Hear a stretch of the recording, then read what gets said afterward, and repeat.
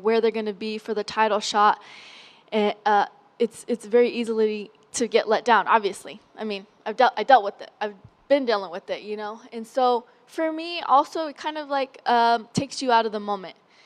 And when a fighter is performing at their best is when they're in the moment, when they're not thinking about anything, they're not thinking about the future, they're not thinking about the past, they're in the moment and they're able to get in the zone and to perform in the zone. And that's what I'm most excited about, is to get in there and fight, to not think about what the rankings are, about how much I'm going to get paid after the fight, but to actually get in there and think, all right, these are my targets. How am I going to get the targets? How am I going to secure the most damage?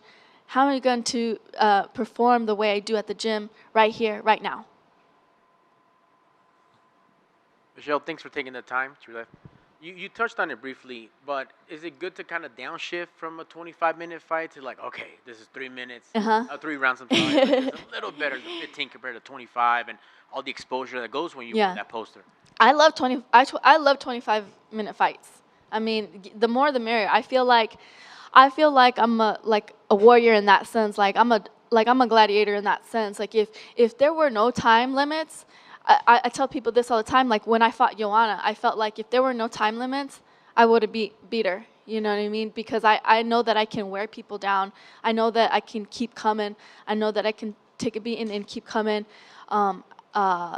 So time limits for me, I love having more time to work. But with that being said, I think that it is in my advantage if I know that I can go 25. For sure, I can go 3, and then I could push the pace at 3. If I could go 25, I can sprint 3. You know, I don't know if she can. Excellent. And speaking of your opponent, this rematch, you know, it's a new look, even if it's the same, you know, 2 opponents, but it's still a different weight class. And now her ranking is higher. So this is perfect if you could use that word to get that rematch, that revenge. Right. Say, I'm going to take this dub, and I'm also going to take your ranking and pop right into the top 10. Yeah, absolutely. Definitely an advantageous fight for me, and very similar to when I fought Paige. A lot of people were asking me if I was upset that there was so much, you know, media and attention on Paige. I was not upset at all. I was there for all of it. I wanted what she had, and how I would get it is to beat her. You know, when I beat her, I take all those chips. You know, that's how I feel with this fight. Excellent. And last for me, let me circle back to what you and John were talking about with this, like an education for judges. Do you see that beneficial, something that we can do going forward where the fighters talk to the judges and say, what are you looking for? Because I know my job, but what is your job? Right. I think it would be absolutely beneficial, but not only for the fighters to talk to the judges, but to the judge to talk to the fighters. Like, and then also for the judges to realize how hard it is to hold somebody up against a cage.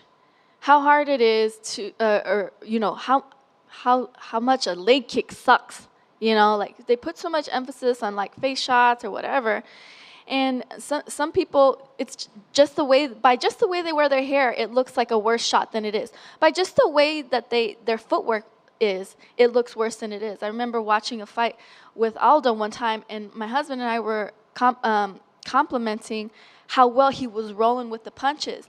But if you didn't have that knowledge, you would think he was taking those shots.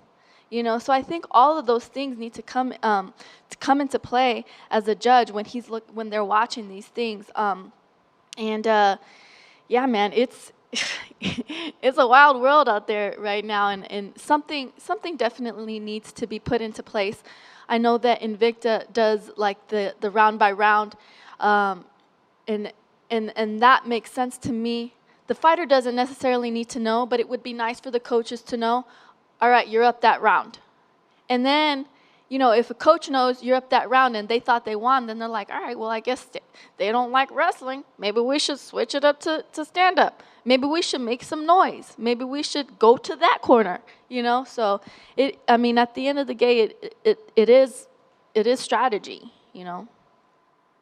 Thank you. I appreciate it, and good luck on Saturday. Thank you. Hey, Michelle.